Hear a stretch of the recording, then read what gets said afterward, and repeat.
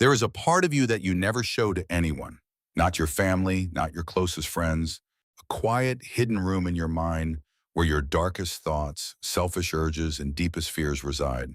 You spend your entire life guarding its door, terrified of what might happen if it ever breaks open. In psychology, Carl Jung called this hidden room the shadow. Most people believe the shadow is just the evil inside us, the parts we should fight and destroy. But psychology tells a different story.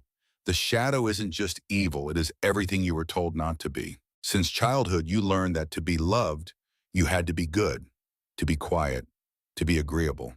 So you built a mask, a perfect, smiling face that society approved of. Jung called this the persona.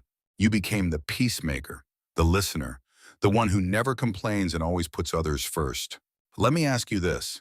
Why are you so exhausted all the time? Your exhaustion isn't from working too hard. It is from acting too much, from carrying a heavy mask every single day.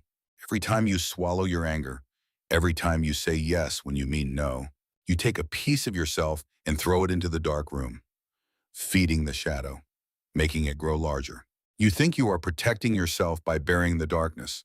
But what if closing that door is exactly what is slowly destroying you from the inside out? Because the shadow cannot be locked away forever. The more you compress it, the more pressure it builds. It doesn't always break out in a dramatic explosion. Instead, it leaks into your everyday life, like a single drop of dark ink slowly spreading through a perfectly clear glass of water. It slips out when your defenses are down, when you are tired, hungry, or stressed. A sudden burst of irrational anger over a minor inconvenience. A sharply bitter, sarcastic remark. An overwhelming wave of jealousy when a friend shares their good news. Or a secret, cruel thought. After these moments pass, you quickly put the mask back on. You feel a deep sense of shame. You tell yourself, I don't know what came over me. That wasn't me at all. But Carl Jung would offer a perspective that is much harder to swallow. It was exactly you. It was simply the part of you that you have spent years refusing to look at. The longer you ignore it, the more it will control your behavior from behind the scenes. Which brings us to the first brutal truth about your dark side. The mechanism of projection. Truth number one. You intensely hate in others what you are secretly hiding in yourself. Think about the one person who instantly irritates you, the one who gets under your skin. According to depth psychology, your hatred for them might actually be a cleverly disguised mirror. When we refuse to acknowledge our own flaws, our ego desperately tries to protect itself. It takes those unacceptable traits and projects them onto the people around us, exactly like a movie projector. So the next time you feel an intense, irrational dislike for someone, stop, pause, and ask yourself, what part of me are they acting out? Accepting this is painful, but it perfectly sets up the second hard truth. Truth number two, what you call being a good person might actually just be weakness. Society praises those who never cause trouble. The accommodating, the quiet, the harmless. You pride yourself on being the one who never gets angry, who always says yes, but look closely at your motives. Are you truly acting out of kindness? Or are you simply too afraid of conflict to stand up for yourself? Carl Jung famously suggested that a truly harmless person is not a good person. They are simply incapable of doing harm. And because of that, they are easily victimized. To be genuinely good, you must have the capacity for danger, but actively choose to control it. If you cannot access the aggression hidden in your shadow, you absolutely cannot set boundaries. Your goodness becomes a prison, and the key is hidden in the anger you suppress. Truth number three, the shadow does not just hold your darkest demons. It also holds your brightest angels. In depth psychology, this is known as the golden shadow. Think back to when you were young. Were you too loud, too ambitious, too weird? When the world punished you for shining too brightly, you took your greatest, most vibrant gifts, and you locked them away in the exact same dark room as your anger and fear. By burying your capacity for danger, you accidentally buried your capacity for greatness too. Your natural assertiveness morphed into quiet anxiety. Your fierce, untamed creativity turned into chronic overthinking. The massive energy you spend holding the shadow down is the exact energy you need to live. This is precisely why so many endlessly nice people feel completely hollow, drained, and uninspired. You think you are afraid of your darkness, but you are actually terrified of your own magnitude. And what happens when you suppress this golden potential? It mutates into something ugly. Deep resentment. When you see someone else living boldly, speaking their mind, or creating fearlessly, you feel a sharp, burning jealousy. But depth psychology asks you to look much closer. That jealousy is not a sin, it is a map. It is your unconscious screaming at you, showing you exactly what you are truly capable of, if you would only give yourself permission. Truth number 4, suppressing your shadow does not just make you emotionally numb, it eventually makes you physically and psychologically sick. When you swallow your anger, your grief, or your true desires, they do not simply disappear. They take root deep within your body. This is a phenomenon known in psychology as somatization, unexplained chronic pain, sudden terrifying panic attacks in the middle of the night, or a heavy, persistent exhaustion that no amount of sleep can ever cure. It also manifests as intrusive thoughts, dark, disturbing images that suddenly flash into your mind. These terrifying thoughts are not proof that you are going crazy. They are simply the shadow violently knocking on the door you refuse to open. The more you ignore the knock, the louder and more destructive it becomes. Carl Jung observed this pattern in countless patients, leading to his most chilling warning. Until you make the unconscious conscious, it will direct your life, and you will call it fate. Accepting this terrifying reality brings us to the fifth truth of Carl Jung. Truth number 5. The most dangerous place for your shadow is not in isolation. It is actually hidden in plain sight, blending seamlessly into a crowd. We often seek safety in numbers, blending in, following the herd, doing exactly what society expects. But Carl Jung sternly warned that a large group of people is psychologically blind. When millions of individuals refuse to face their own personal darkness, it does not just vanish. It pools together to form a terrifying collective shadow. Think about how easily a seemingly peaceful crowd can suddenly turn into a hateful, destructive mob. When you surrender your individuality to belong to a group, your personal moral compass completely vanishes. You become capable of doing terrible things simply because everyone else is doing it. This collective blindness is the psychological mechanism behind almost every historical atrocity. The crowd offers you a comforting illusion of safety, but the ultimate price is your soul. To integrate your shadow, you must entirely stop seeking the approval of the blind majority. You must realize that true, authentic morality requires the immense courage to become an individual. To truly find yourself, you must be willing to stand completely alone in the dark. Walking away from the crowd is terrifying. It goes against every human instinct for survival. Truth number 6. The journey to wholeness begins with a willing descent into your own darkness. Carl Jung called this the night sea journey, or the dark night of the soul. Without the noise of the crowd to distract you, the silence becomes deafening. You are finally left entirely alone with the thoughts you have spent a lifetime running from. Every regret, every hidden shame, and every suppressed desire rises to the surface. In this dark place, the shadow no longer knocks on the door. It is simply waiting. It sits quietly in the center of your mind, waiting for you to finally take a seat. Most people reach this point, panic, and immediately run back to the safety of the crowd. They numb themselves with endless scrolling, toxic relationships, or relentless busy work, anything to avoid sitting across the table from their own unresolved pain. But if you can gather the courage to stay, if you can sit in the discomfort, you will witness something deeply profound. The shadow is not a monster trying to destroy you. It is a fragmented piece of your soul, an orphaned part of yourself that has been waiting in the cold for you to bring it home. When you finally reach across the table, the shadow does not attack you. It simply takes your hand. And in that moment of contact, a heavy psychological dam breaks inside your mind. You suddenly feel every single emotion you have spent years desperately trying to numb and avoid. But instead of destroying you, the floodwaters bring life back to a barren, exhausted landscape. You begin to listen to the shadow, and you realize something completely heartbreaking. It was never trying to ruin your life. It was desperately trying to protect you. Your uncontrollable anger was just your shadow screaming at you to finally set a firm boundary. Your bitter jealousy was just your shadow begging you to pursue your own unlived dreams. Your deep anxiety was just a warning that you were living a life that wasn't authentically yours. Carl Jung believed that the ego, the conscious you, is not the absolute master of your mind. It is only a small island floating on a massive, ancient ocean of the unconscious. When the ego finally stops fighting the ocean and learns to navigate its deep waters, a new profound center of personality emerges. Jung called this entity the self. The self is not perfectly good or harmless. It is entirely whole.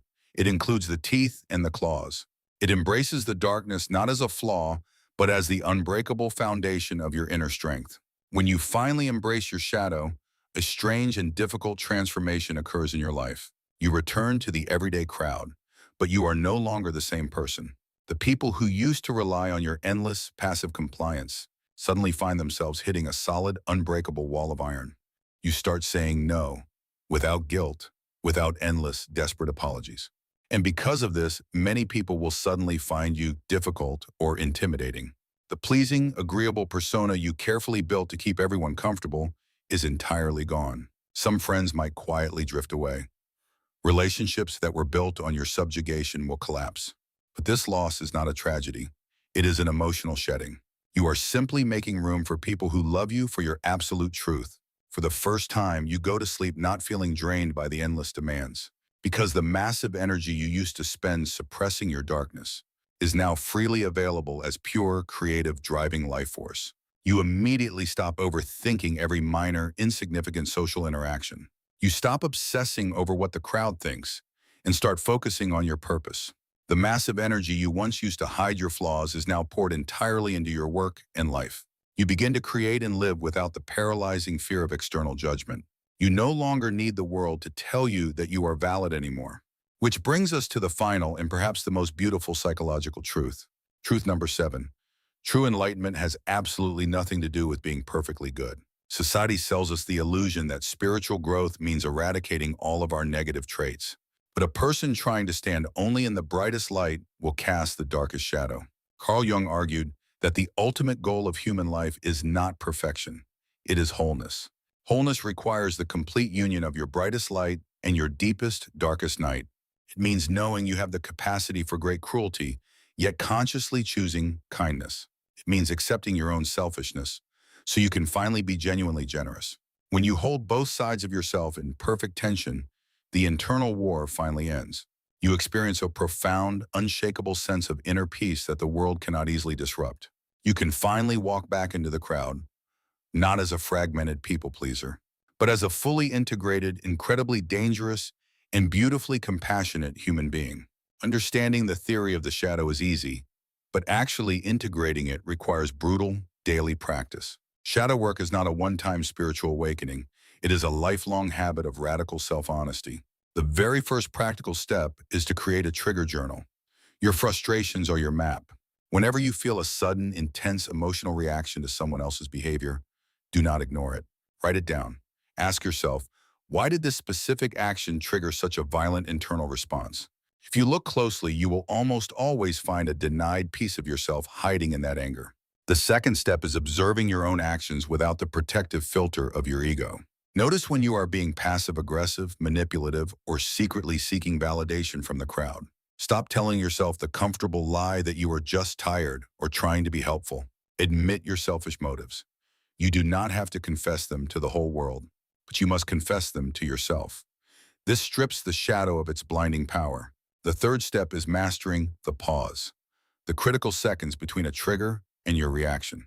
When your shadow desperately wants to lash out, defend itself, or shrink away to please someone, you simply pause. You take a breath and you observe the dark urge rising inside you. You acknowledge the anger, but you choose not to let it drive the car. This is true psychological freedom. The fourth step, and perhaps the hardest of all, is compassionate curiosity. Instead of viciously judging yourself for having a dark, jealous, or selfish thought, you lean in and examine it. What is this anger trying to protect? What deep, buried insecurity is this bitter judgment desperately trying to hide? When you replace self-hatred with genuine curiosity, the deepest psychological knots simply untie themselves. But you must accept one brutal, unforgiving reality about the practice of shadow work. It is not a linear journey. You will fail. You will slip back into old habits. You will lose your temper. You will judge someone unfairly. You will project. And when that happens, your ego will violently scream that the entire journey was useless. But the integrated mind knows that a relapse is not a failure. It is simply a reminder. You forgive yourself immediately, pick up the lantern, and keep walking. Through this relentless forgiving practice, your fundamental emotional baseline begins to shift. You develop a psychological immune system. The chaos of the world no longer dictates your internal state. When someone insults you, It no longer pierces your soul. You just clearly see their unintegrated shadow. You step away. You become the quiet eye in the center of the storm. The ultimate prize of this grueling, lifelong practice is something we all crave but rarely achieve. Which brings us to the final result of shadow integration: true, unshakable psychological freedom. For your entire life, you may have believed that freedom meant having absolutely no responsibilities, or being entirely financially independent, or traveling the world without any attachments. But depth psychology defines true freedom much differently. It is an internal state, not an external one. It is the ability to act from your authentic core rather than blindly reacting to your wounds. You are no longer a puppet dancing to the hidden strings of your past trauma. You no longer twist yourself into knots to make sure everyone around you is comfortable. This newfound freedom completely transforms the way you experience relationships and human connection. Because you have finally taken off the mask, you stop attracting people who only love the mask. Your raw authenticity acts as an incredibly powerful psychological filter. It naturally repels those who need you to be small, passive, or infinitely accommodating. And it magnetically attracts the rare individuals who resonate deeply with your actual truth. For the very first time in your life, you are seen for who you really are. And suddenly, you realize that you no longer feel desperately lonely in crowded rooms. But the most profound freedom of all is the freedom from your own internal tyrant. You no longer have to spend every waking second guarding that heavy door in your mind. The door is left wide open. The hidden room is no longer a dark, terrifying dungeon. It has transformed into a quiet sanctuary, a place where you can safely retreat and recharge. The parts of you that you once considered monstrous are now your most trusted, fiercely loyal allies. Your anger fuels your boundaries. Your jealousy clarifies your ambitions. Your darkness deepens your profound empathy. No tree, it is said, can grow its branches to heaven unless its roots reach down, deep into the darkest, most unforgiving depths of the earth. Carl Jung understood that perfection is a shallow, fragile illusion created by a terrified ego. But wholeness, the terrifying, messy, beautiful integration of all your fragments, is unbreakable. They will spend their entire lives sleepwalking in the gray crowd, desperately holding onto a cracked mask. But if you have watched this far, you already know that you cannot go back to sleep. The universe has tapped you on the shoulder, asking you to finally wake up and claim your life. Because the shadow is no longer your enemy. It is the missing half of your brilliant soul. As we reach the end of this exploration, remember that individuation is not a final destination. It is a continuous, lifelong path that you consciously choose to walk every single day. There will still be moments where the old mask feels tempting or the darkness feels heavy, but you are no longer a defenseless child hiding from the monsters under the bed. You are the one holding the lantern. You are the master of your own internal house. The ancient, swirling ocean of the unconscious will always remain vast and deeply mysterious. However, your conscious ego is no longer a fragile boat.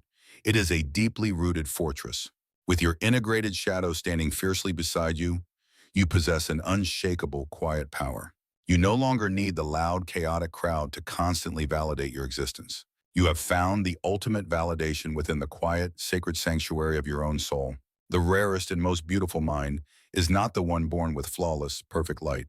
It is the one brave enough to walk into its own terrifying darkness and return whole. Your shadow contains your absolute greatest gold.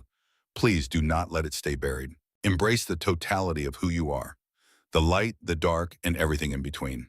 This video is for reflection and reference only and does not replace professional psychological advice. If you are struggling, please reach out to someone you trust or a professional.